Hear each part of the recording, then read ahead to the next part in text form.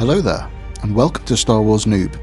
Anybody who has seen Star Wars has seen Darth Vader, and anybody who's seen Darth Vader has seen a suit.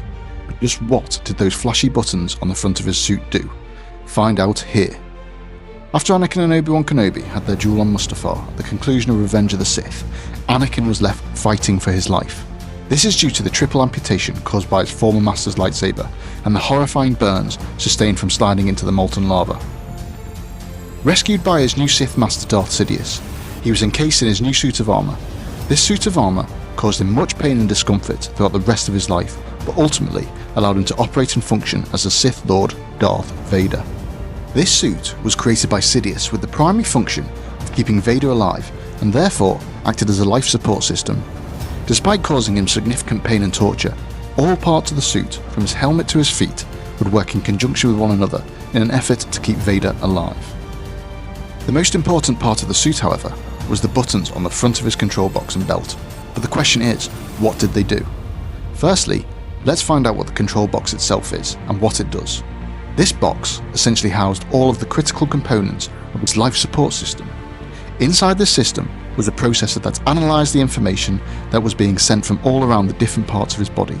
Every inch of every injury and every vital organ was monitored whilst Vader was inside his suit, meaning that this little box worked overtime to help to keep Vader alive.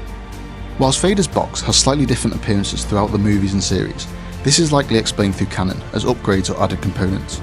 However, the main function and layout of the box generally stayed the same. If we firstly look in the top left hand corner of this control box, we will see three quite apparent red lines.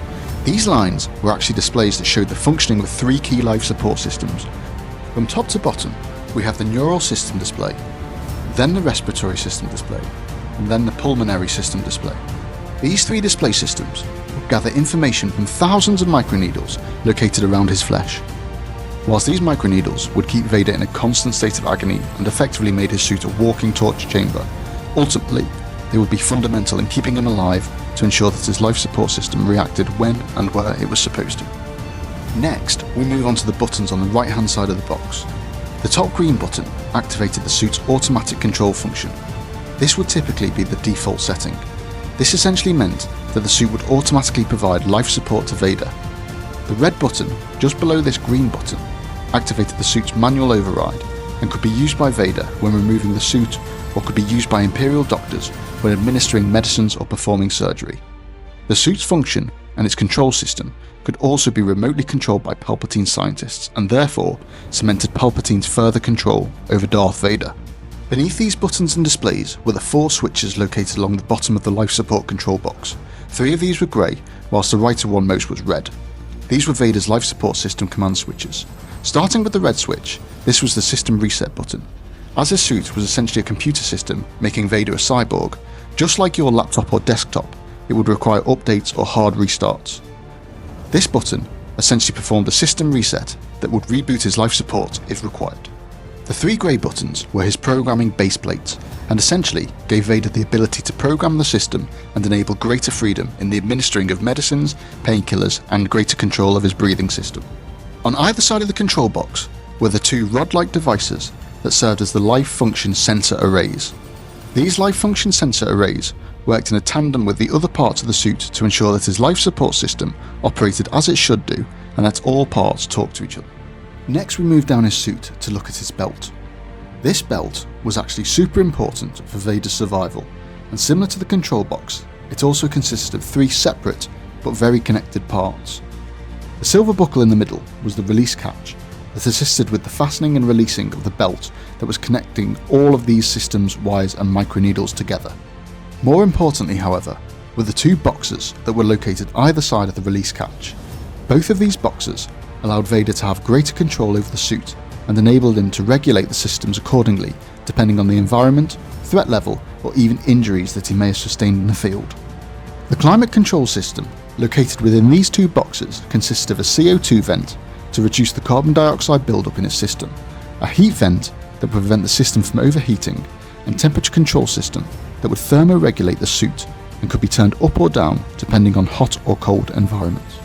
These systems were actually relatively small, and the main bulk of the two boxes was actually storage compartments that would likely be used to store a small multi-tool to carry out emergency repairs, and also an emergency power supply if his main power supply was to get damaged.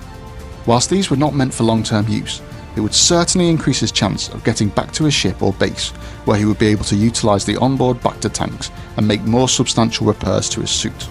If any of Vader's buttons or systems were damaged on his suit, it would potentially have a catastrophic impact on his ability to survive, and could even likely cost him his life. We see in the epic battle in the Kenobi series, what pictures Vader and Obi-Wan dueling together. When Obi-Wan damages the life support box, Vader struggles to move and breathe and is essentially out of the fight. Vader becomes incredibly weak, and this was likely the reason why Obi-Wan decided to target it. Vader's suit was both his strength and his weakness. It was a masterstroke by Sidious, as it kept Vader alive and gave him superhuman strength, yet also made Vader reliant and vulnerable to Sidious. His vital life support systems were left exposed, and the suit kept him in constant pain, which fed into Vader's anger and hatred, essentially making him a strong yet vulnerable servant of Palpatine. If you enjoyed what you saw here, please drop me a like and follow for daily Star Wars theory videos. I hope you all learned a little bit more on the functions, strengths and weaknesses of Vader's suit. Thanks for joining us on Star Wars Noob. Be sure to come back next time.